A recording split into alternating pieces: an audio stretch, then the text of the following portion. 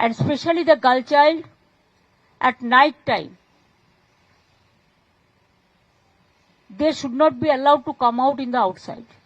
এবং তাদেরও আমি অনুরোধ করব রাত্রির বেলা না বেরোতে, কারণ পুলিশ তো জানতে পারে না কে কখন রাত্রিবেলা বেরিয়ে যাচ্ছে। It is shocking. She was studying in a private medical college. So all the private medical college, whose responsibility? How they came out in the night at 12:30? And it happens in the, so far I know, forest area. And 12:30, I do not know what happened. Investigation is on. I'm shocked to see the incident. But private medical colleges also is to take care for their students, and especially the girl child at night time. They should not be allowed to come out in the outside. They have to protect themselves also. There is a forest area. So whatever I have received the prima facie report, and police is searching all the people. And nobody will be excused. Whoever is guilty, they will be punished strictly. 3 already arrested. Whatever the girls given the statement, as per her statement, it is already they are arrested. আর তারপরে বিভিন্ন রাজ্যের ছেলেমেয়েরা যেখানে পড়তে আসে, এবং তাদেরও আমি অনুরোধ করব রাত্রির বেলা না বেরোতে, কারণ পুলিশ তো জানতে পারে না কে কখন রাত্রিবেলা বেরিয়ে যাচ্ছে। আর প্রাইভেট মেডিকেল কলেজেরও একটা দায়িত্ব আছে তাদের স্টুডেন্টদের টেক কেয়ার করা। পুলিশ তো বাড়িতে বাড়িতে গিয়ে বসে থাকবে না। কেউ যদি রাত্রি 12:30টায় বেরিয়ে কোথাও যায়, ঘটনাটা নিন্দনীয়, আমি ঘটনাকে সাপোর্ট করছি না, যে যেখানেই যেতে পারে তার অধিকার, কিন্তু সবার একটা, যারা হস্টেলে থাকে তাদের একটা সিস্টেম আছে। তিনি বলছেন মহিলাদের সুরক্ষা মহিলাদেরকে দেখে নিতে হবে। উনি পুলিশ মন্ত্রী আছেন কেন? উনি পুলিশ মন্ত্রী আছেন কেন?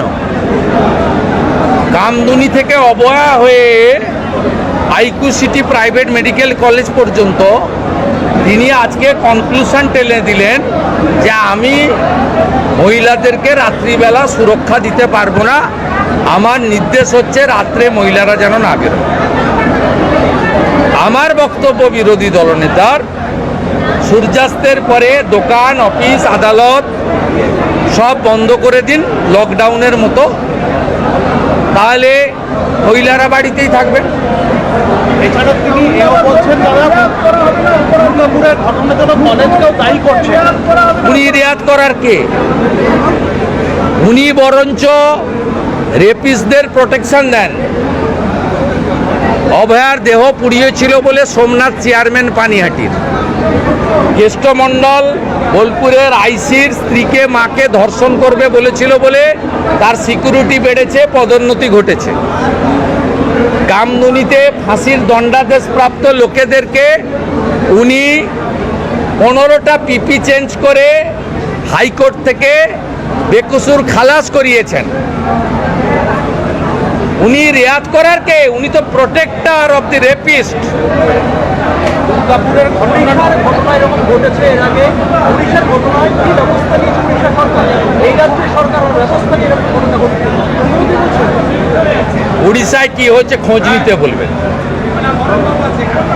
উড়িষ্যায় কি হয়েছে খোঁজ নিতে বলবেন। উড়িষ্যা, উত্তরপ্রদেশ, আসাম, অন্ধ্রপ্রদেশ এনডিএ রুল স্টেটে ধর্ষকদের জমা নিয়ে খরচ করে দেওয়া হয় 24 থেকে 48 ঘন্টার মধ্যে। কোনো ধর্ষকই বেশিক্ষণ জমা থাকে না। দুর্গাপুরের হ্যাঁ, আপনারা দেখছেন জেবি লাইভ নিউজ, সব খবর সবার আগে। এসে দেয় সামন্ত অ্যাপার্টমেন্ট, ফ্ল্যাট বুক করলে ফ্রিজ ফ্রি। এই অফারটি 22 সেপ্টেম্বর থেকে 21 অক্টোবর 2025 পর্যন্ত। G+4 2 BHK অথবা 3 BHK স্বপ্নের শহর মেচিদাতে সামন্ত অ্যাপার্টমেন্ট। হাতের কাছে rail station, central bus stand, বাজার, nursing home, park, school, lift, car parking, 24 ঘন্টা বিদ্যুৎ পরিষেবা, 24 ঘন্টা সিকিউরিটি। আমাদের যোগাযোগ নাম্বার 9647006653 অথবা 9800082901।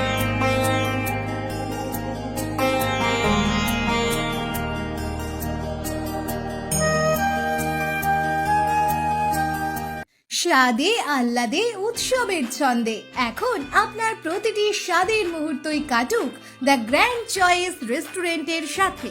এখানে পাবেন ইন্ডিয়ান থেকে চাইনিজ, মোগলাই থেকে ইতালিয়ান সহ নিত্য নতুন সমস্ত রকমের জিভে জল আনা লোভনীয় আইটেমের সমাহার।